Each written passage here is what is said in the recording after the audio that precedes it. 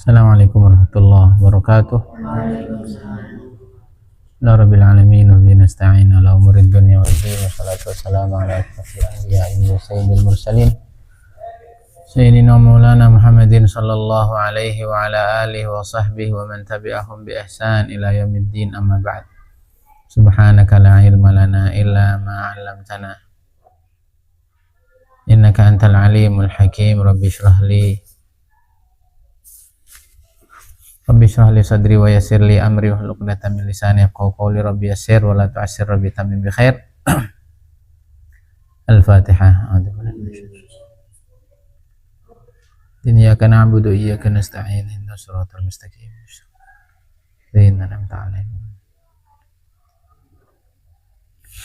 Bismillahirrahmanirrahim. Yaqul mu'allif rahimahullahu ta'ala ila an qala al-hikmah fi taqdirillahi ta'ala ma'asyal ibad bil asbabil zahirah. Hikmah mengapa Allah menakdirkan keperluan hidup manusia ada pada asbab-asbab zahir.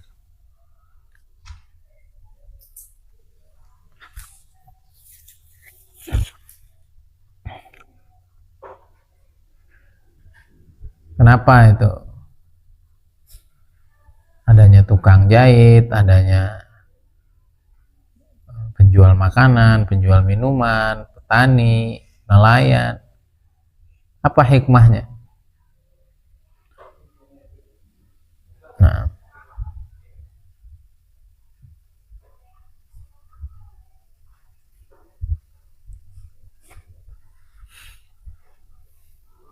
di antara hikmahnya adalah bahwa tidak setiap orang itu sanggup mempelajari dan menguasai seluruh bidang.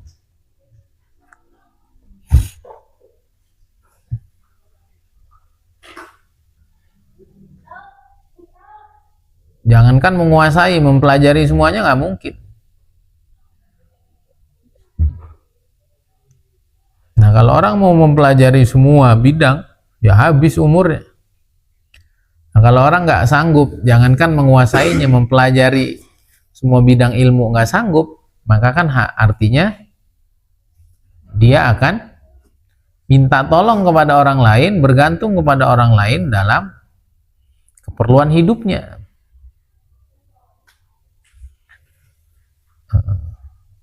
Orang jualan tempe, dia perlu sama petani, petani beras, petani padi. Ikan juga disebutnya petani ikan, ya, maksudnya petani ikan. Nelayan gitu.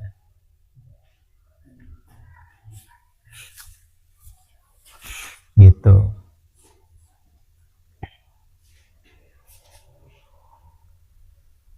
Nah, semuanya terus orang yang bisa bikin baju perlu kepada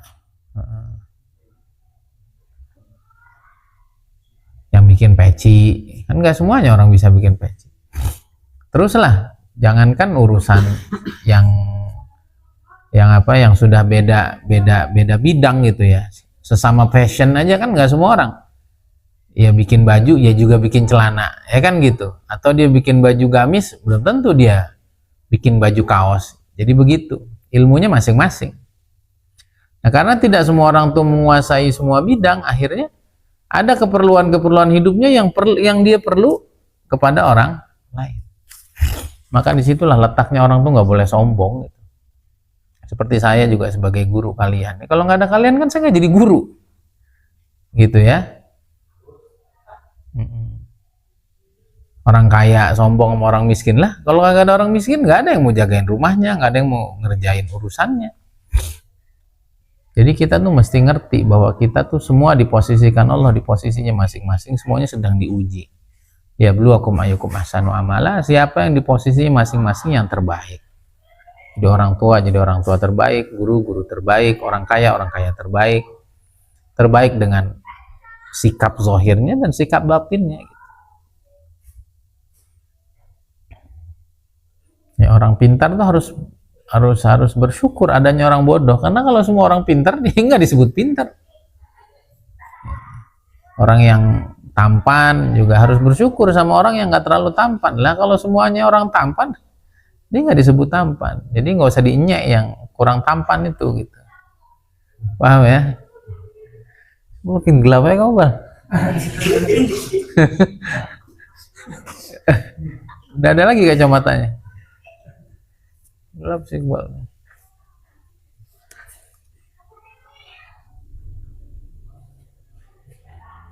Gitu ya. Nah itu hikmahnya begitu tuh. Maka udahlah, apa yang Allah takdirkan itu yang terbaik. Nggak bisa ini, nggak bisa itu, udah biar. Dan setiap orang tuh memang ada aja kurangnya gitu. Ini kadang-kadang lihat ya, seperti guru-guru saya tuh, hebat semua. Tapi ada aja sisi kurang. Sama saya juga begitu. Ini bisa ini ada ya. Yang kayaknya nggak pantas kita nggak bisa gitu. Enggak, memang Allah tuh sengaja. Gitu. Agar kita tuh punya kepentingan kepada orang lain. Kalau nggak kita sombong, semuanya saya bisa. Ada orang hebat semua ini nggak bisa ngaji, padahal dia ustadz seumpama kan, akhirnya dia bergantung sama orang.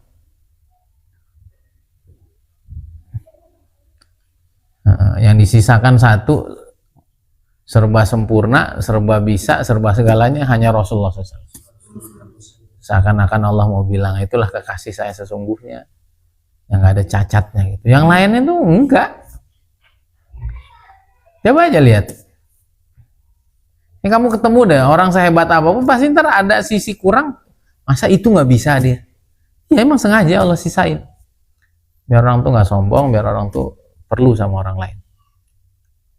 Atau kalaulah dia bisa banyak hal juga, tetap aja kan badannya satu, yang diurus banyak, ujungnya dia nyerahin ke orang lain. Sehingga akhirnya orang lain bisa mengambil kehidupan dari dia, dan orang yang tadi banyak kebisaannya itu juga akhirnya keperluan-keperluannya yang tidak harus dia kerjakan bisa dikerjakan oleh orang lain.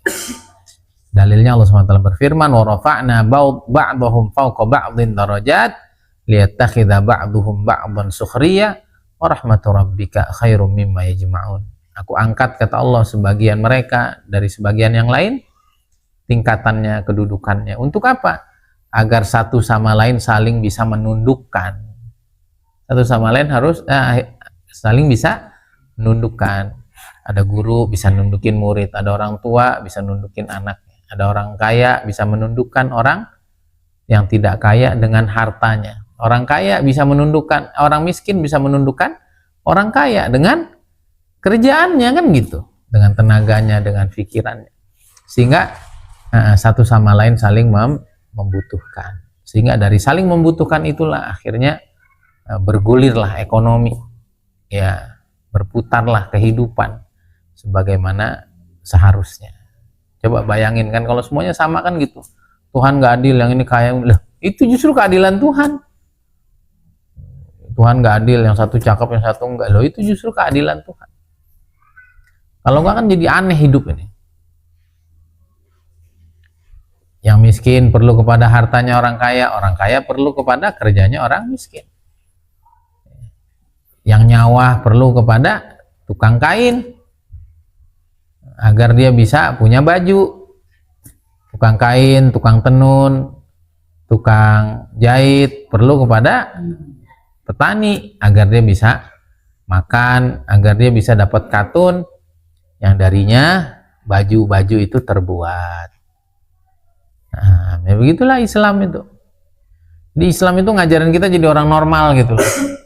Ya, kalau orang tuh nggak kenal agama, orang nggak kenal Islam tuh kadang-kadang pikirannya tuh ngayal gitu. Kalau Tuhan tuh ada, kenapa masih ada kezoliman? Ya. Kalau Tuhan ada, kenapa masih ada kezoliman? Ya biarin aja. Kalau nggak ada kezoliman, buat apa ada neraka? Kan begitu. Kalau semua orang itu baik, gitu kan? Kalau semua orang itu baik, akhirnya ya banyak hal yang akhirnya tidak stabil gitu. Paham nggak nih? Ini polisi itu ada karena ada orang jahat. Coba gitu kan? Kalau nggak ada orang jahat, ngapain coba polisi ada? Bener nggak? Sama itu, ngapain ada nyamuk loh? Kalau nggak ada nyamuk, nggak ada itu pabrik Baygon. Bener kan? Jadi jangan anggap apa yang Allah ciptain tuh nggak ada manfaatnya, enggak. Paham nih ya? Adanya tikus tuh berapa banyak itu racun tikus di mana tuh? Di Burma itu banyak itu. Gara-gara ada tikus orang bisa makan, orang bisa hidup, orang bisa. Ya, gara-gara tikus itu saya harus ganti itu lagi. Ganti apa tuh? Ganti selang wastafel tuh. Kalau enggak kan nggak beli-beli saya. Akhirnya laku lagi kan. Akhirnya apa? Laku lagi itu selang wastafel tuh. Akhirnya jadi beli gitu. Gitu ya. Jadi udah terima aja apa yang Allah. Paham ya? Kalau nggak ada penjahat kan nggak ada jagoan, bener nggak? Kan nggak seru kan? Ini jagoannya nih, penjahatnya yang mana? Nggak ada lah, kan nggak lucu. Lu menonton apa? Nonton bioskop. Jagoannya yang mana ini? Penjahatnya ada? Nggak ada, kan jadi lucu gitu. Paham nggak? Nah masing-masing diuji. Yang taat diuji sama orang jahat. Ngerasa sombong nggak dia? Ngerasa ini perbuatan maunya dia atau taufiknya Tuhan? Yang sombong nanti dibalikin tuh. Akhirnya dia jadi yang jahat. Yang zalim yang merasa salah nanti dia justru dibalikin jadi orang yang dapat taufik, dapat hidayah jadi orang baik. Semuanya di dalam ujian. Samalah, coba lihat ujian. Soalnya mudah semua. Apa kata orang yang ujian? Ujian gampang semua. Apaan nih? Nggak seru kan? Atau ujian susah semua. Dasar guru nggak jelas nih, semuanya nggak ada yang bisa dijawab, kan nggak seru tuh. Ada yang susah, ada yang mudah, ada yang pertengahan. Itu namanya ujian. Ada seninya gitu loh. Ngatur Tuhan.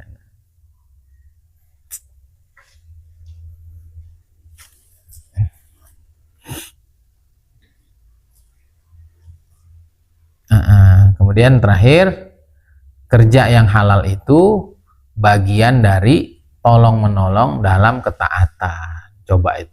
Islam itu memandang kerja. Islam memandang apa?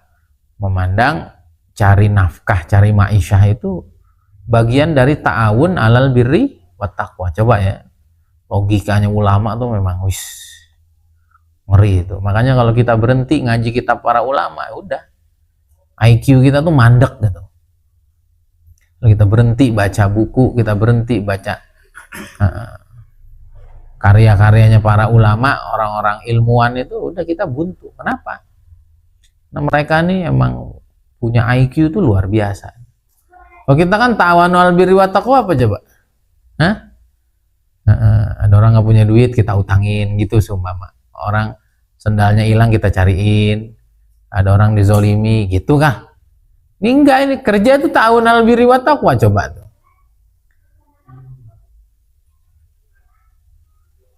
Apa saja yang membantu orang itu bisa taat,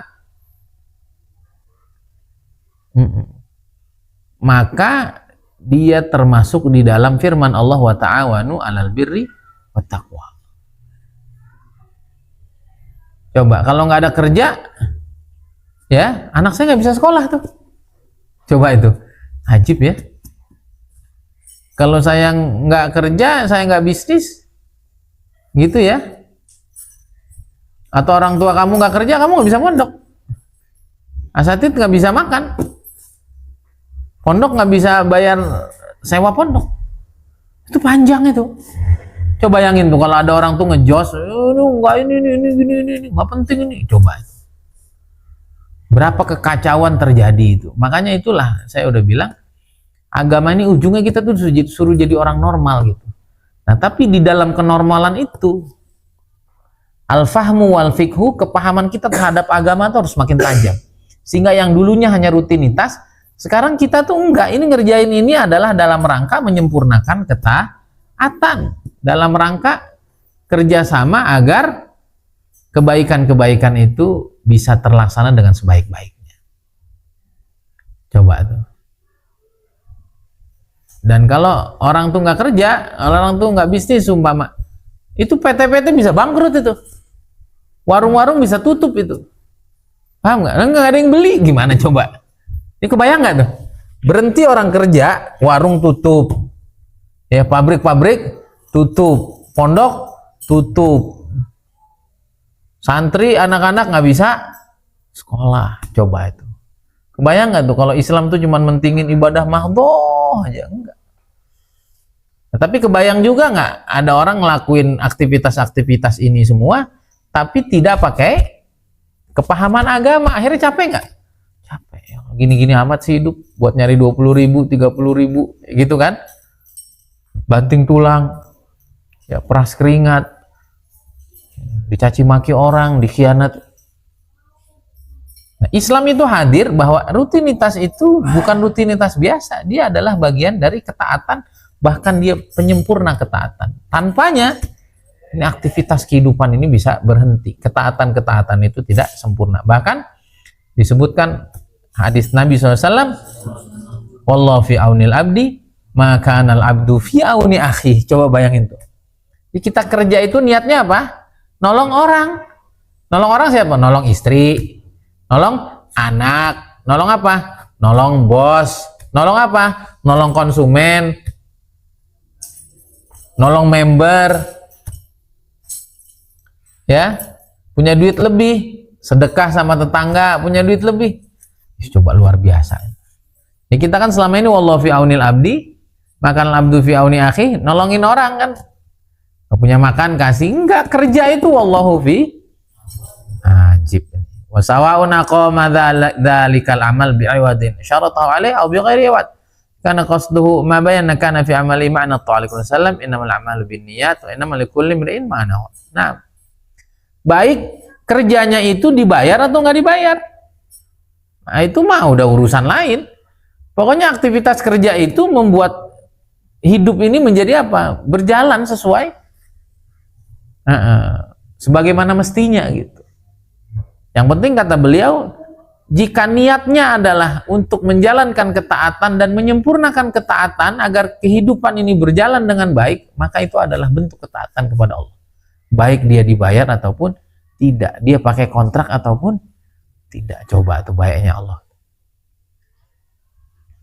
Nah makanya itu tadi kan, kalau kita nggak paham Islam, akhirnya tadi kerja taunya kerja itu nyari uang. Bukan, kerja ini ngerjain perintah Allah, kerja ini bentuk ketaatan, kerja ini bentuk ta'awun alal birri wa taqwa. Berubah niat jadi ketaatan.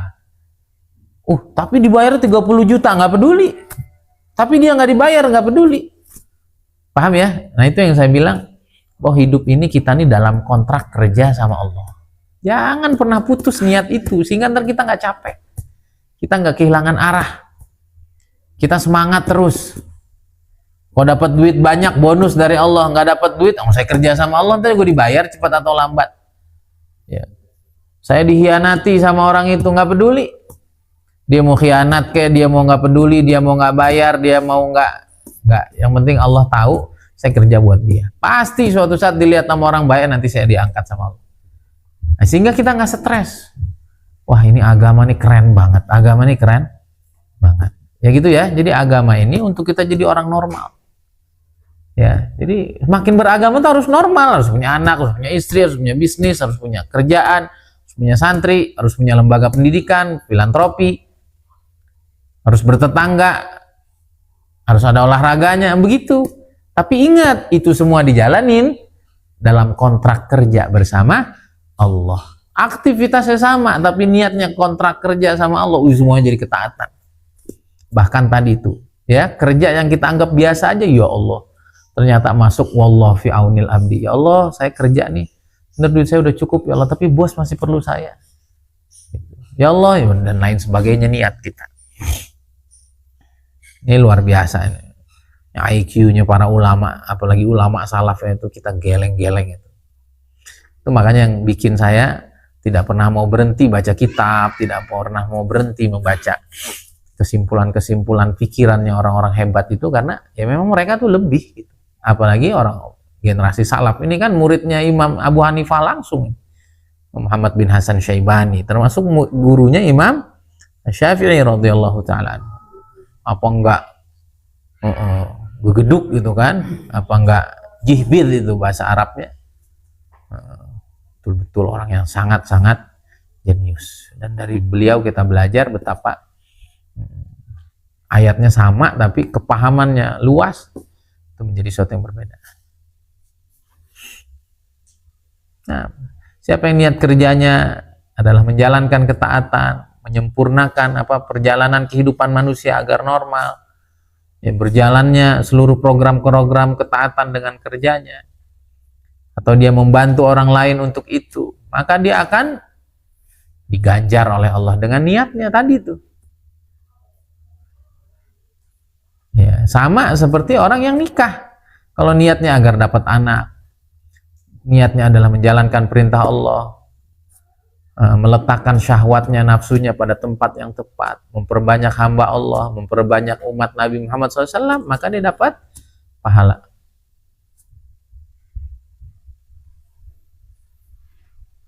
Nah, ya seperti itu. Jadi enak banget Islam itu. Makanya saya ngelihat Kiai Ubed, saya ngelihat masyai-masyai dakwah, saya ngelihat orang-orang makin soleh itu hidupnya jadi makin biasa aja. Kok nyantai aja, kok biasa aja, kok. Oh, tapi hatinya udah beda. Sehingga aktivitas itu penuh berkah. Sehingga aktivitasnya itu betul-betul mendatangkan keajaiban-keajaiban. Ada orang yang aktivitasnya lebih hebat, tapi karena hatinya tidak terpaut ke Allah, maka akhirnya tidak hadir keajaiban-keajaiban. Jadi nyambung nggak ini? Nyambung dengan pelajaran kita waktu kemarin Rihlah.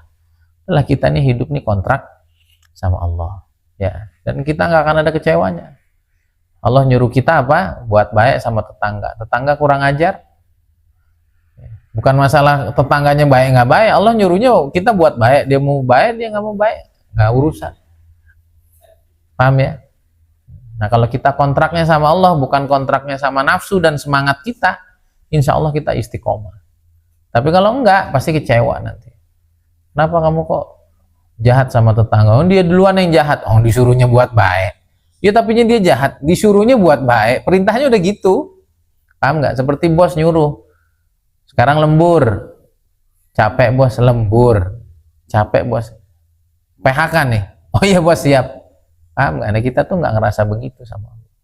Nah, para nabi, para anbiya, para aulia, para salihin, mereka hidupnya tuh memang total buat Allah. Sehingga apapun, sesuai nafsu, tidak sesuai nafsu, cocok, tidak cocok, berat atau ringan, semuanya dijalanin dan semuanya akan jadi ringan. Kenapa? Karena bos kita, karena yang bayar kita, karena yang memberikan anugerah kepada kita adalah Rabbul Izzat, Rabbul Alamin, Tuhan semesta alam, ahkamul hakimin, arhamur rahimin, ajwadal ajwadin, yang pasti memberikan yang paling sempurna. Kalau kita ingat perjanjian kita dengannya, kita ingat persaksian kita terhadapnya, bahwa dia adalah Rabb kita, maka insya Allah seluruh aktivitas kita akan mendatangkan keajaiban, mendatangkan nusratullah, mendatangkan ganjaran dan pahala yang luar biasa hebat ketika kita niatnya. Ingat itu, niat berarti tadi itu janji kita, kontrak kita Allah, jangan lepas selama itu ada, walaupun bentuknya tidur.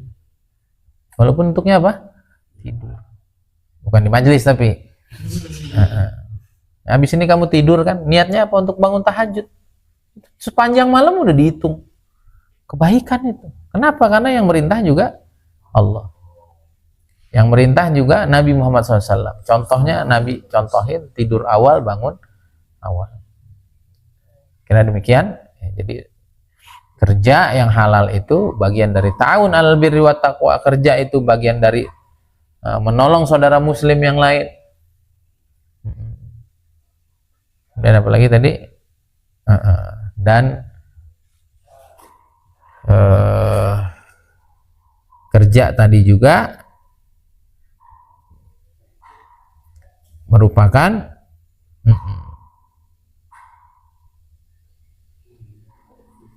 bukan ya, tadi hikmahnya. Hikmah kenapa orang kerja, agar hikmahnya adalah agar semua orang saling membutuhkan. Hikmah juga kenapa nggak semua orang memiliki seluruh keahlian, dan itu tidak akan pernah mungkin terjadi, agar ada saling butuh, ada saling perlu antar satu manusia dengan manusia lainnya, sehingga dari segala kebutuhan itulah akhirnya muncul kerjasama, akhirnya satu pekerjaan, satu profesi diperlukan oleh profesi yang lainnya. Dari situlah manusia akhirnya saling berketerkaitan. Oleh karenanya haram hukumnya sombong, haram hukumnya merasa lebih baik sendiri. Kenapa? Sesungguhnya Allah ciptakan kita di atas dan di bawah, mulia dan tidak. Itu semuanya adalah hakikatnya Allah yang menentukan. Dan pada semua posisi yang Allah letakkan kita sedang diuji. Adakah kita melakukan yang terbaik ataupun sebaliknya? Semoga Allah senantiasa istiqomahkan kita, tolong kita untuk kita senantiasa bisa mendekat, senantiasa bisa melakukan yang terbaik dalam kehidupan. Hadza billahi taufik, subhanakallahumma wa bihamdik, asyhadu an la ilaha illa anta astaghfiruka wa atubu ilaik. Assalamualaikum warahmatullahi wabarakatuh.